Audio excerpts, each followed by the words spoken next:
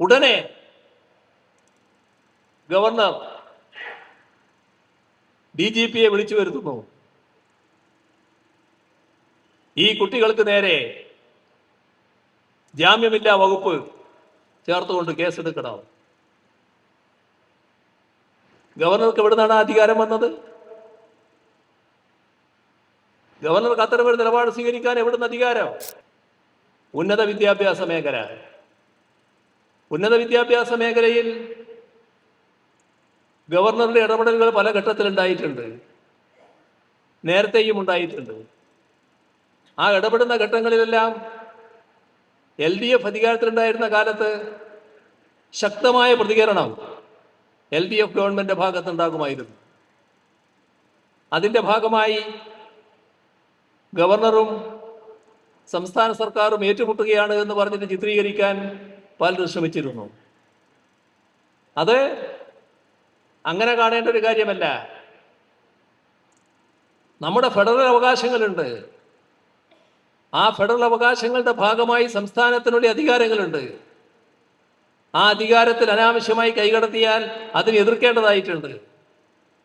അത് മതനിരപേക്ഷതയുടെ സംരക്ഷണവുമായി ബന്ധപ്പെട്ട് കൂടി നിൽക്കുന്ന കാര്യമാണ്. അതുകൊണ്ട് തന്നെ ശക്തമായ നിലപാടാണ് കേരളം LDF ഗവൺമെന്റ് കാലത്ത് സ്വീകരിച്ചത്. ഇപ്പോഴങ്ങനെ കഴിയുന്നുണ്ടോ? ഞാൻ സമയദൈർഘ്യം കൊണ്ട് വല്ലാതെ നീട്ടി പറയുന്നില്ല, ചില ഉദാഹരണങ്ങൾ മാത്രമേ ചൂണ്ടിക്കാണിക്കുന്നുള്ളൂ. ഗാന്ധിജി യൂണിവേഴ്സിറ്റി, അവിടെ ഒരു വൈസ് ചാൻസലറെ കൊണ്ടുവന്നു. വൈസ് ചാൻസലറെ ഇരുത്തിയിട്ടുണ്ട്. അവിടെ എന്താണ് യോഗ്യത? RSS താല്പര്യം. അപ്പൊ RSS ആഭിമുഖ്യം, RSS താല്പര്യം, അതിന് മാത്രം പരിഗണന വരുന്നു. അവിടെ സെനറ്റിൽ ഭൂരിപക്ഷം RSSന് വേണോ? ആ ഭൂരിപക്ഷം ഗവർണർ ഉറപ്പുവരുത്തുന്നു. RSSകാരെ, സംഘപരിവാറുകാരെ നോമിനേറ്റ് ചെയ്യുന്നു. ഒരക്ഷരം അതിനെതിരെ സംസാരിക്കാൻ ഇവിടെ ഗവൺമെന്റിന് ത്രാണിയുണ്ടായോ? നമുക്ക് ഉന്നത വിദ്യാഭ്യാസ മന്ത്രിയുണ്ടല്ലോ, മുഖ്യമന്ത്രിയുണ്ടല്ലോ. കാര്യങ്ങൾ തുറന്നു പറയണ്ടേ? ഗവർണർ സ്വീകരിക്ക തെറ്റായ നിലപാടിനെ വിമർശിക്കണ്ടേ? ഇത് ശരിയല്ല എന്ന് പറയണ്ടേ? ശരിയല്ലാത്ത കാര്യങ്ങൾക്കെതിരെ മറ്റ് നടപടികളിലേക്ക് കടക്കണ്ടേ? കേരളം നേരത്തെ കടന്നിരുന്നല്ലോ. അങ്ങനെ കടന്നതിന്റെ ഭാഗമായി സുപ്രീം കോടതിയിൽ നിന്ന് വന്നൊരു ഉത്തരവുണ്ട്. ആ ഉത്തരവ് LDF ഗവൺമെന്റ് കാലത്ത് ചാൻസലർ എന്ന നിലക്ക് ഗവർണർ തീരുമാനിക്കുന്ന കാര്യം, ഏകപക്ഷീയമായി കാര്യങ്ങൾ RSSന്റെ താല്പര്യത്തിനനുസരിച്ച് തീരുമാനിക്കുന്ന നില വന്നപ്പോ വൈസ് ചാൻസലർ നിയമനം എങ്ങനെ വേണം എന്നതിനെ ചോദ്യം ചെയ്തുകൊണ്ട് സർക്കാർ പോയി. വളരെ വ്യക്തതയോടെ സുപ്രീം കോടതി ഉത്തരവ് നൽകി. അതിൽ പറഞ്ഞു, മുഖ്യമന്ത്രിയാണ് പേരുകൾ നൽകേണ്ടത്. ആര് വൈസ് ചാൻസലറായിട്ട് വരണം എന്ന ഒരു പാനൽ മുഖ്യമന്ത്രി നൽകണം. ആ പേരുകൾ മുൻഗണനാക്രമത്തിൽ നൽകണം. ആ മുൻഗണനാക്രമത്തിലുള്ളവരുടെ പേരുകൾ മെറിറ്റ് അടിസ്ഥാനത്തിൽ പരിശോധിച്ച് അതിൽ നിന്ന് മാത്രം ചാൻസലർ, വൈസ് ചാൻസലറെ നിയമിക്കണം. വ്യക്തതയാർന്ന ഉത്തരവ് ഇന്ത്യയുടെ പരമോന്നത കോടതിയിൽ നിന്ന്. ഗവർണർ പോയി നോക്കി അതിനെതിരായിട്ട്. കോടതി ആ അഭ്യർത്ഥന സ്വീകരിച്ചില്ല. ഞങ്ങൾ പറഞ്ഞെടുത്ത് തന്നെ നിൽക്കുന്നു, അത് നടപ്പാക്കിയാൽ മതി എന്ന് പറഞ്ഞു. അങ്ങനെ ഉത്തരവ് നിലനിൽക്കുന്നിടത്താണ് തോന്നിയ പോലെ കാര്യങ്ങൾ നടത്തുന്നത്. എന്നിട്ടും അതിനെതിരെ പറയാൻ തയ്യാറില്ല. ആ പറയാൻ തയ്യാറാകാതിരിക്കുന്നതിൽ RSS പ്രീണനമില്ലേ? എന്തേ അങ്ങനെ ഒരു RSS പ്രീണനം? എന്തുകൊണ്ടാണ് അങ്ങനെ വരുന്നത്? ഏതെല്ലാം തരത്തിലുള്ള നടപടികൾ വരുന്നു? ഇപ്പൊ കാലടി ശ്രീ ശങ്കരാചാര്യ യൂണിവേഴ്സിറ്റി, അവിടെ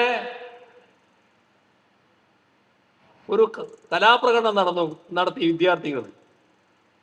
വിദ്യാർത്ഥികളാകുമ്പോൾ വിദ്യാർത്ഥികളുടേതായ രീതിയല്ലേ സ്വീകരിക്കുക. അതായത് സ്റ്റേജിൽ ലൈറ്റില്ല, അവരെ പരിപാടി നടത്തുന്ന സ്റ്റേജിൽ ലൈറ്റില്ല. അപ്പൊ അതിനെ പരിഹസിച്ചുകൊണ്ട് ഒരു നാടകം അവർ അവതരിപ്പിച്ചു. അത് സ്റ്റേജ് ലൈറ്റിന്റെ ഇല്ലായ്മയെക്കുറിച്ച് വിശദമാക്കുന്നതാണ്. അവരവരുടേതായ രീതിയിൽ ഒരു നാടകം അവതരിപ്പിക്കുകയാണ്. ഉടനെ അതിന് നൽകിയ വ്യാഖ്യാനം എന്താണെന്നറിയോ? അവിടുത്തെ യൂണിവേഴ്സിറ്റി വൈസ് ചാൻസലറുടെ ശവസംസ്കാര ചടങ്ങാണ് നടത്തിയത്. എവിടെയെങ്കിലും പോണോ പൂരം? എന്തൊരു കഥയായത്! ആ കുട്ടികൾ മനസ്സാവാച ചിന്തിക്കാത്ത കാര്യമാണ് ആരോപണമായിട്ട് വരുന്നത്. ഉടനെ ഗവർണർ DGPയെ വിളിച്ചു വരുത്തുന്നു. ഈ കുട്ടികൾക്ക് നേരെ ജാമ്യമില്ലാ വകുപ്പ് ചേർത്തുകൊണ്ട് കേസെടുക്കണം. ഗവർണർക്ക് എവിടെ നിന്നാണ് അധികാരം വന്നത്? ഗവർണർക്ക് അത്തരമൊരു നിലപാട് സ്വീകരിക്കാൻ എവിടുന്ന് അധികാരം? പക്ഷേ കേസെടുത്തു. ഒരു കാര്യം സംഭവിച്ചു. കേരളത്തിലെ ചില ചാനലുകൾ ഈ അവതരിപ്പിച്ച കലാപരിപാടി അതേപോലെ അവരുടെ ചാനലുകളിലും കൊടുത്തു. അപ്പൊ നാട്ടുകാർക്കെല്ലാം ബോധ്യമായി, ഇതിൽ പറയുന്ന ഒന്നുമില്ല, ഒരു വൈസ് ചാൻസലറെ കൊലപ്പെടുത്താൻ പോയിട്ടില്ല, അവരെ കൊലപ്പെടുത്തതായിട്ട് കാണിച്ചിട്ടുമില്ല, ഇതിനെ അപഹസിക്കുന്നതാണ് എന്ന് വ്യക്തമായി. എന്തേ ഇത്തരം കാര്യങ്ങളിൽ നിശബ്ദത പാലിക്കുന്നത്? പലതരത്തിലുള്ള ഇടപെടലുകൾ ഉന്നത വിദ്യാഭ്യാസ മേഖല കൈക്കലാക്കാൻ വേണ്ടി നടത്തുകയാണല്ലോ. ഉന്നത വിദ്യാഭ്യാസ മേഖലയുടെ ഭരണം ഉദ്യോഗസ്ഥ തലത്തിൽ ഏൽപ്പിച്ച ഒരു സെക്രട്ടറി ഉണ്ട്. അദ്ദേഹം ആരാന്നറിയോ? നേരത്തെ ഗവർണർ തെറ്റായ നിലപാട് സ്വീകരിക്കുമ്പോൾ അതിനെതിരെ സർക്കാർ വ്യക്തതയാർന്ന നിലപാട് സ്വീകരിച്ചപ്പോൾ ഗവർണറെ ന്യായീകരിച്ചുകൊണ്ട് പരസ്യമായി രംഗത്ത് വന്നയാളാണ്. ആരുടെ താല്പര്യം? ഇതാണ് നോക്കേണ്ടത്. RSS താല്പര്യം.